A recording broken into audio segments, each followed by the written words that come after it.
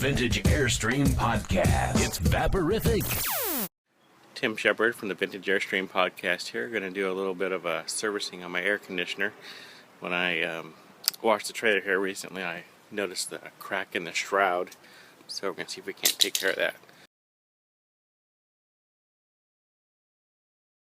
A little trick for me, what I do is I have this ladder, and I've got a swimming pool noodle that I cut in half, and I attach it to my trailer ladder.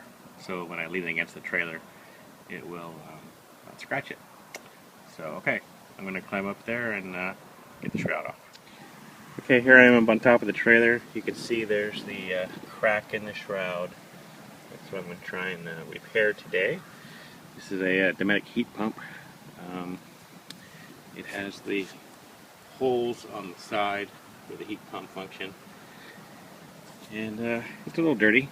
So after I pull this off, I'm going to go ahead and blow out the inside with the air compressor and do some regular maintenance on it as well. So let's go ahead and get the shroud off. Okay, so here's the air conditioner with the shroud removed. You can see how dirty, grimy it is. So I'm just going to take this air compressor hose and blow it out since I got the shroud off. Just like I'm just going to go through all of that and blow them all out. I decided to check on the repairs that I did last year. I don't know if you recall from the blog, but I had the startup capacitor go out on us when we were camping in Florida, Fort Wilderness. And it's just a small little square. I'll try and find a picture of it. I'm sure I got one.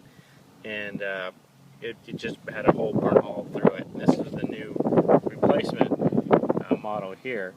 You actually had to do some modifications, so I had to buy a drill and stuff when we were camping. But you had to drill a hole, put this little bracket, and put this larger startup capacitor.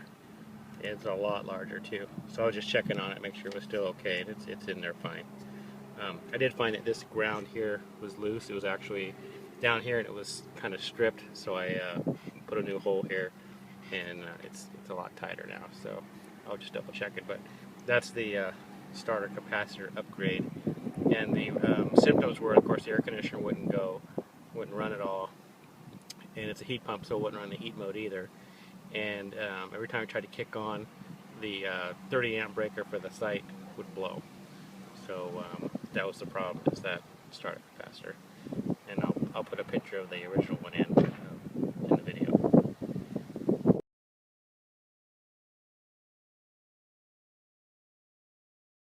I'm going to take a little commercial break in the middle of my video to let you know about my book, Restoring a Dream, how I restored my 1960 vintage Airstream.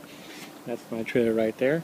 In the book I cover everything you need to know about choosing the right vintage trailer, how to inspect, recover, and restore it. I cover all kinds of different topics. It's full of a lot of details, pictures, everything to let you know how to restore a Airstream travel trailer. So be sure and pick it up, check it out. It's at Amazon. Also my website, restoringadream.com. Thanks. Okay, here we are going to go ahead and repair the crack in the shroud. In my research, I came up with this for a solution. It's my first time using the product, so we'll give it a shot.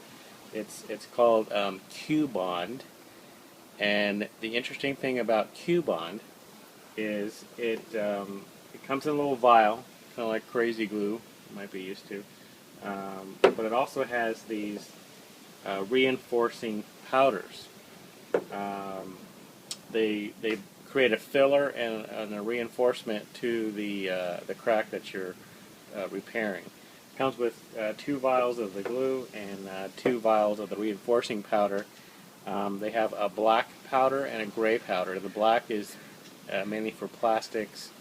It says on here for bumpers, grills, fairings, radiators, and stuff like that. And then they have another one here for aluminum and metal surfaces, and also for gray plastic. Actually, after this is cured, you can even sand it and paint it.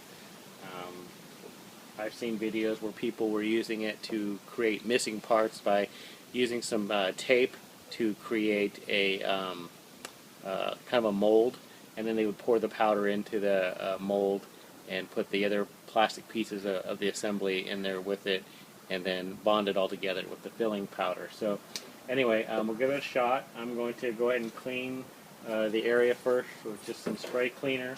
I'm going to drill the end of the crack with a small hole just to keep it from expanding that way, and we'll go from there. So I'll go ahead and get this set up and we'll get started. Okay, so I went ahead and cleaned out the inside and of course the outside over on this side of the crack, just with some regular cleaner, and it's dry now. It's probably a good idea to clean the entire inside of the air conditioner just to prevent mold. You can see here I drilled out the bottom of the crack. That would just help keeping it from just continuing on. And I'm going to go ahead and glue this together like you normally would inside there. And then I'm going to back it with some aluminum tape for the second part of the procedure.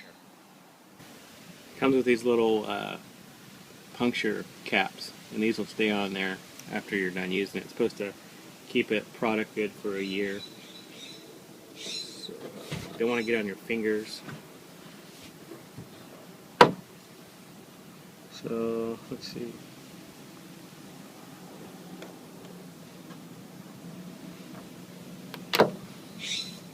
Okay. Push this thing together. They say 12 seconds.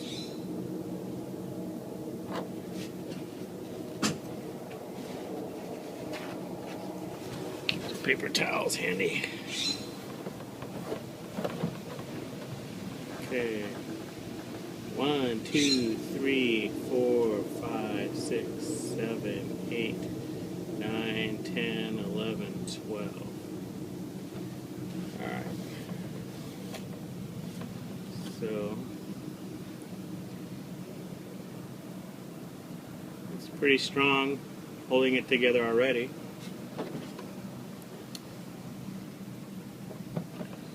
I don't care about the inside. I got the outside okay. Alrighty. Put some aluminum tape on the back.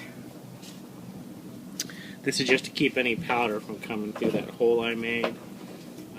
You would also do this if you were fixing a larger crack where it's not going to have a joint. If you were going to fill an area using that filler, you would also back it with something. I'm just suggesting aluminum tape because I know this stuff does a chemical reaction. It's going to get hot. So you don't want to, of course, touch it, and you want to be real careful about breathing it in or getting it vapor in your eyes during the next part of the process here. So okay, got my aluminum tape here. Probably should have what I did. Not that big a deal, but just put some aluminum tape, folded it up at the bottom so I can pull it off easily, and I'll get set it up. Kind of, I think, needs to be vertical, of course, so the powder is not going to go all over the place. So let me get the hood set up so we can do that.